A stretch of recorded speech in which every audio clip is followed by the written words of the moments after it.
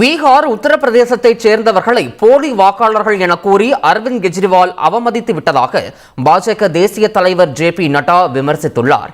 டெல்லி தேர்தலை முன்னிட்டு உத்தரப்பிரதேசம், பீகார் மாநிலத்தைச் சேர்ந்தவர்களை வாக்காளர் பட்டியலில் சேர்த்து பாஜக முறைகேடு செய்வதாக கெஜ்ரிவால் குற்றம் சாட்டியிருந்தார்.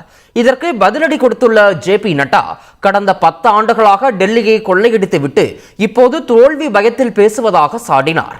கெஜ்ரிவாலுக்கு மக்கள் நிச்சயம் பதிலடி கொடுப்பார்கள் எனவும் அவர் குறிப்பிட்டார். போலி வாக்காளர்கள் தொடர்பான ஆம் ஆத்மியின் புகார் குறித்து விசாரிக்குமாறு டெல்லி தலைமை தேர்தல் அதிகாரிக்கு தேர்தல் ஆணையம் உத்தரவிட்டுள்ளது. கெஜ்ரிவால் போட்டியிடும் புதுடெல்லி தொகுதியில் ஆம் ஆத்மி கட்சிக்கு ஆதரவாக வாக்குகள் நீக்கப்பட்டதோடு பாஜகவிற்கு ஆதரவான வாக்குகள் சேர்க்கப்பட்டிருப்பதாகவும் ஆம் ஆத்மி சார்பில் தேர்தல் ஆணையத்தில் புகார் அளிக்கப்பட்டது.